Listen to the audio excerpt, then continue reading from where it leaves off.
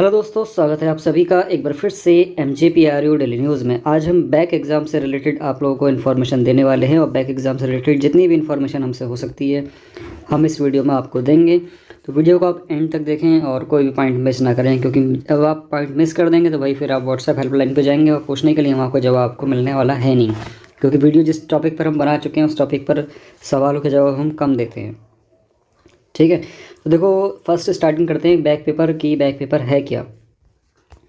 Back paper क्या होता है कि 35 नंबर से अगर किसी सब्जेक्ट में आपके कम नंबर आ रहे हैं, 34 आ रहे हैं, 33 आ रहे हैं या 0 आ जाता है आपका, तो वो आपको बैक पे माना जाता है कि आपकी उस सब्जेक्ट में बैक लगी है। अब बैक जो लगी है उसको क्लियर करना होता है और उसको क्लियर करने का जो पैटर्न रहता है वो ये रहता है कि अगर आपकी फर्स्ट सेम के किसी सब्जेक्ट में बैक आई है तो आप थर्ड में करेंगे, और अगर आपकी सेकंड सेम के किसी सब्जेक्ट में बैक आई है तो आप फोर्थ सेम में उसका फॉर्म फिल करेंगे।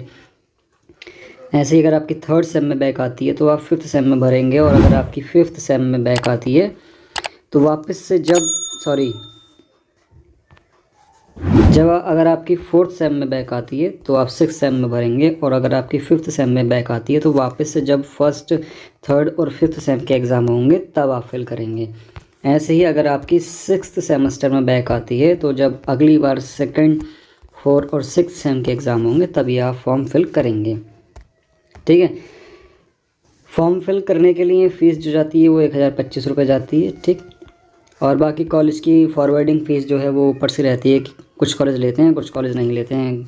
ठीक है, तो ये तो हुई बैक पेपर के भरने की बात। उसके बाद अगर हम बात करें कि बैक पेपर में नंबर कम क्यों आ रहे हैं या बैक की भी बैक क्यों लग जाती है, मतलब बैक पेपर आपने भर दिया, उसके बाद आपने पेपर दिया लेकिन फिर भी आप बैक में काउंट हो रहे हैं, बैक फिर लग गई आपकी।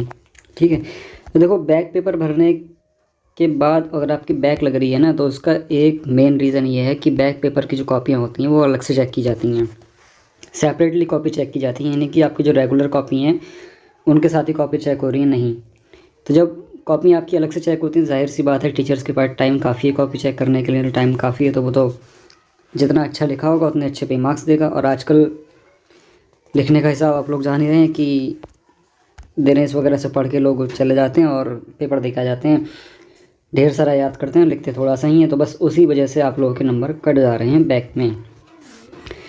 तो कोशिश करें कि बैक ना भरी जाए या बैक का फॉर्म भरने की नौबत आए ही ना, क्योंकि फिर से बता रहा हूँ कि जब बैक की कॉपी अलग से चेक हो रही है टीचर के पास काफ़ी टाइम है, वो जब बिल्कुल एक्यूरेट अगर आंसर लिखा होगा आपका तभी वो कॉपी में नंबर देगा, अदरवाइज़ वो नंबर नहीं देता है। बरेली कॉलेज में और ढेर सारे कॉलेजेस में ऐसी प्रॉब्लम इस बार आई है कि उनकी बैक की भी बैक लग गई है। प्रॉब्लम यही है कि उन लोगों ने ध्यान नहीं दिया। अब इस बार तो OMR बेस्ड था, फिर भी ध्यान नहीं दिया गया। OMR बेस्ड में यहाँ पर जो है कैंडिडेट की गलती है। OMR बेस्ड में क्या करा कि सोच लिया कि भाई 4 ऑप्शन है, 4 में से कोई एक तो सही मिल ही जाएगा, 35 नंबर लेके आने हैं, लेकिन 35 नंबर लेके आना OMR बेस्ड क्वेश्चन पेपर में आसान नहीं होता है। वही आप लोगों ने अब झेला भी।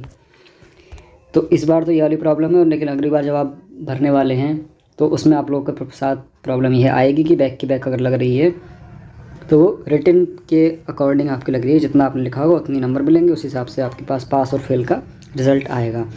अब बैक की भी बैक भर सकते हैं या नहीं? देखो बैक की भी बैक आप भर सकते हैं, और मैक्सिमम आप 2 सब्जेक्ट की बैक को दोबारा से बैक भर सकते हैं। ठीक है, किसी भी सब्जेक्ट में अगर आप फेल हो रहे हैं और आपने बैक का फॉर्म डाला और बैक के फॉर्म डालने के बाद फिर से आपकी बैक आ गई तो उसमें भी आप बैक डाल सकते हैं जब तक आप अपनी डिग्री कर रहे हैं, यानी 6 सेमेस्टर तक कभी भी आप डाल सकते हैं। ठीक है, 6 सेमेस्टर तक कभी भी आप डालें, कोई दिक्कत वाली बात नहीं है। बस बार बार फीस जाएगी, आप जितनी बार अब तक क्लियर नहीं करेंगे। और लेकिन 6 सेम ख़त्म होने के बाद भी अगर आप सोच रहे हैं कि बैक डालें तो फिर आप 5th की और 6th की ही डाल सकते हैं, उसके बाद अपनी फर्स्ट और सेकंड की बैक नहीं डाल सकते। उसके बाद आपको शायद एडमिशन भी ना मिले, क्योंकि बैक की बैक भी क्लियर नहीं कर पा रहे हैं, तो जाहिर सी बात है आपको डिग्री भी नहीं मिलेगी, रिज़ल्ट भी क्लियर नहीं आएगा, उसमें कुछ नहीं मिलेगा, आपको फिर से BSc करनी पड़ेगी। जब आप 6 सेम तक बैक क्लियर नहीं कर पा रहे हैं एक ही सब्जेक्ट की, तो ये प्रॉब्लम वाली बात हो जाएगी। ठीक है, उम्मीद करते हैं आप लोगों को जानकारी समझ में आई होगी। नहीं जानकारी समझ में आई तो दोबारा से वीडियो देखें। चलिए फिर मिलते हैं नेक्स्ट इस इन्फॉर्मेटिव वीडियो में।